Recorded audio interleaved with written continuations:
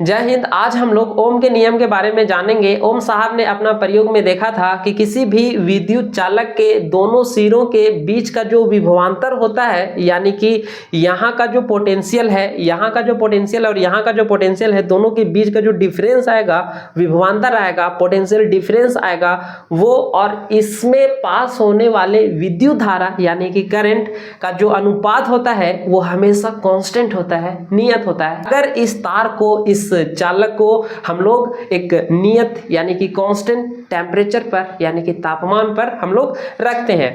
देखिए, इसको समझने के लिए हम लोग इस तरह से भी समझ सकते हैं कि मान लीजिए ये एक हमारा है विद्युत चालक। क्या है? ये है हमारा चालक, चालक नहीं, चालक है, कंडक्टर जिसको हम लोग बोलते हैं, ठीक है।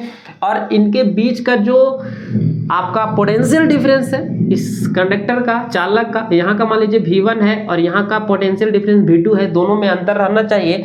अगर यहाँ का विभव और यहाँ का विभव अगर समान हो जाता है और उसका अंतर अगर 0 आ जाता है तो उससे करंट पास ही नहीं करेगा, उससे विद्युत धारा फ्लो नहीं करेगा, पास नहीं करेगा। तो इसमें कुछ चेंजेस रहना चाहिए, ये कम, ये ज़्यादा, या फिर ये ज़्यादा, ये कम होना चाहिए। दोनों का अंतर एक आना चाहिए, दोनों में डिफरेंस आना चाहिए।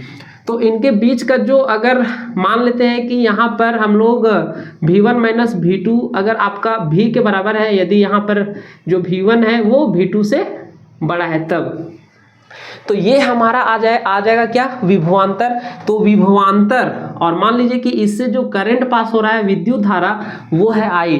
तो ये जो होगा, इन दोनों का जो अनुपात होगा वो नियत होगा। क्या होगा? नियत होगा, यानी कि कांस्टेंट होगा, कांस्टेंट।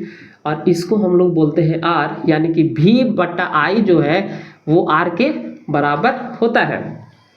आप इस तरह से भी याद रख सकते हैं, या फिर इसी का दूसरा स्टेटमेंट आप इस तरह से भी बोल सकते हैं कि अचर ताप पर किसी चालक से प्रवाहित होने वाली विद्युत धारा चालक के सिरों के बीच के विभवांतर यानी कि पोटेंशियल डिफरेंस का सीधा समानुपाती होता है, ठीक है। यानी कि ये जो इससे पास होने वाला जो करंट है यानी कि विद्युत धारा जो है वो सीधा समानुपाती है किसका? पोटेंशियल डिफरेंस का, यानी V का, ठीक है। आप इसको कैपिटल V भी लिख सकते हैं, कैपिटल भी लिखिए, ठीक है। तो ये V जो है वो सीधा समानुपाती है किसका?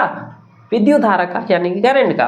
तो ये चीज लिखा हुआ है। यदि चालक से प्रवाहित होने वाली विद्युत धारा को हम लोग I मान लेते हैं तथा सिरों के बीच का अंतर को हम लोग, जो विभवांतर है, उसको हम लोग V मान लेते हैं, तो ओम साहब के नियम के अनुसार V जो है वो सीधा समानुपाती होगा I का, और यहाँ से बराबर में बदलेंगे अगर समानुपाती का चिन्ह को, तो यहाँ पर एक कांस्टेंट आएगा, एक नियतांक आएगा, जिसे हम लोग बोलते हैं R। और R जो है वो उस चालक का प्रतिरोध भी है। तो प्रतिरोध क्या होता है ये एक अलग टॉपिक्स हो जाता है। तो उम्मीद है कि आपको ओम्स का नियम समझ में आ गया होगा। धन्यवाद।